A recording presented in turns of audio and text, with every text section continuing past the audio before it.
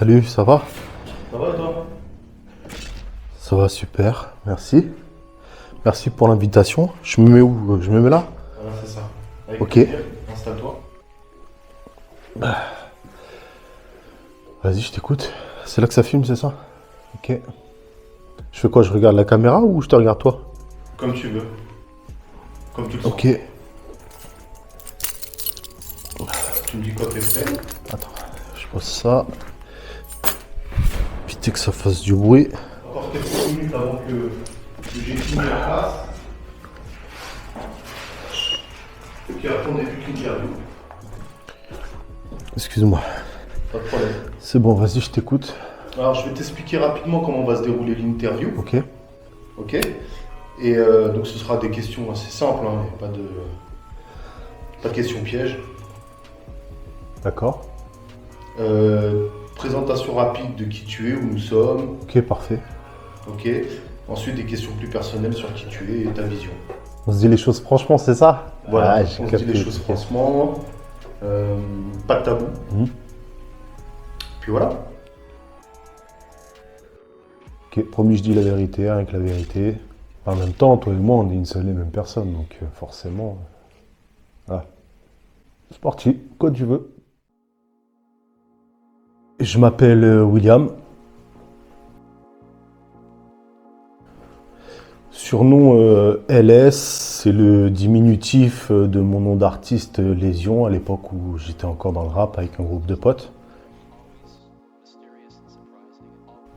Je vais avoir 36 ans en 2022. Eh bien, bienvenue chez moi. Donc là, on se trouve dans la maison que j'ai achetée début 2021.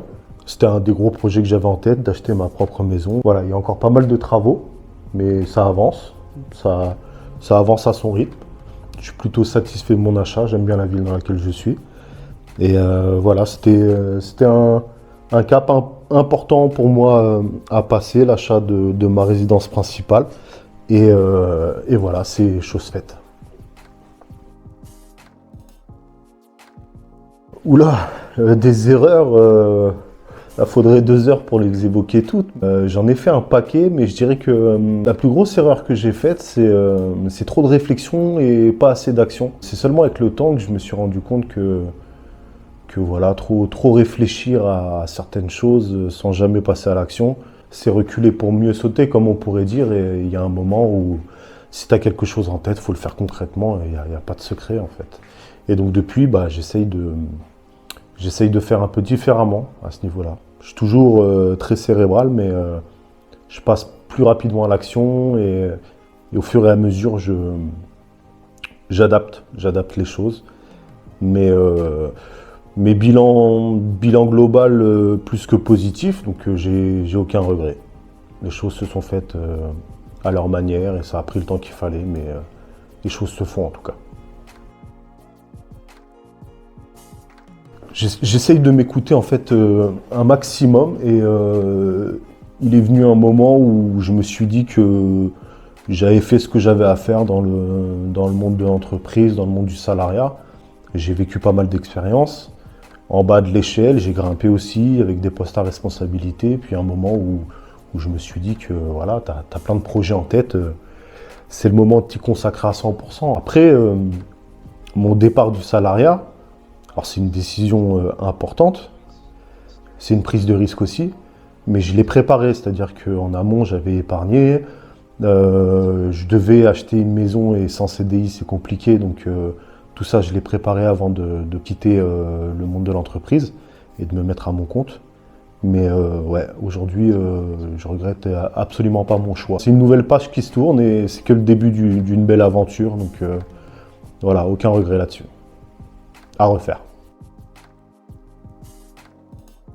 De tout mon parcours, l'événement le plus important dans mes prises de décision que j'ai actuellement, ça a été mon licenciement en fait. C'est ça qui a vraiment complètement changé mon état d'esprit, ma manière de voir les choses. Sans ce licenciement, je serais toujours actuellement dans cette entreprise qui m'a licencié, je pense, parce que j'étais, comme on pourrait dire, carriériste. Donc j'avais commencé en bas de l'échelle, j'avais obtenu par l'effort un poste à responsabilité. Et malheureusement, d'un coup, plus rien, quoi. Du coup, j'ai décidé de me battre, judiciairement parlant. J'ai lancé une procédure contre mon ancien employeur, mon ancienne entreprise. Et j'ai gagné le procès, donc la justice a été rendue. Et effectivement, elle a prouvé que c'était bien un licenciement abusif. Donc je ne regrette pas non plus cette étape. Ça a beaucoup changé ma manière de voir les choses, parce que depuis tout petit, on t'éduque de la manière la plus basique, le schéma classique, c'est faire des études, c'est obtenir un bon poste, un bon travail, et voilà, en fait, on est tous un peu dans cette barque. Après, avec les expériences de la vie, comme moi, il y a des personnes qui décident de se mettre à leur compte et de vivre leur propre aventure. Si j'ai même pas eu la volonté de sortir de ce schéma classique, c'est on m'a jeté de ce schéma classique. Du coup, j'ai pas eu d'autre choix que de m'adapter, en fait. Et merci à ce passage de ma vie, même si sur le moment c'était pas simple, c'est éprouvant, ça prend du temps, ça épuise, moralement c'est pas simple, mais voilà, je suis allé jusqu'au bout du truc et ça a fini par payer. Et aujourd'hui, je regrette vraiment pas d'être passé par un licenciement, en fait, parce que sans ça, je pense que comment je pourrais dire, j'aurais pas vécu la vie que je vis aujourd'hui, et j'aurais pas vécu la vie que je devais vivre, en fait. Mais ça, c'est par la force des choses que je m'en suis rendu compte, sinon j'aurais pas eu ce recul-là. Mais ouais. Le licenciement, ça a été une étape très compliquée, mais avec un peu de recul, très bénéfique.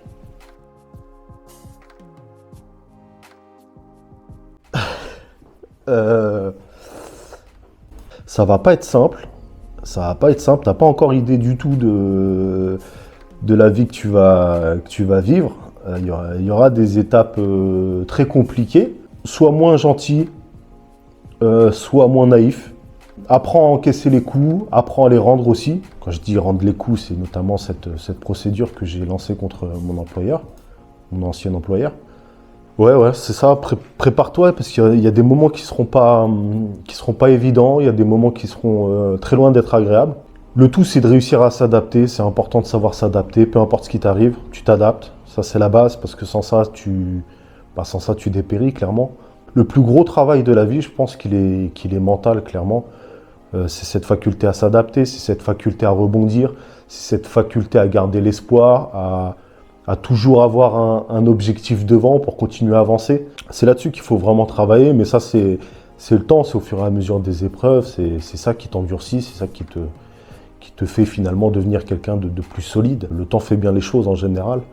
Écoute-toi, c'est important, écoute-toi. La vie, elle est trop courte, en fait, pour être gaspillée. Le temps, il s'écoule super vite. Et si tu as envie de faire quelque chose, fais-le, en fait. Vis tes rêves, tout simplement. Ça, pour moi, c'est le plus important.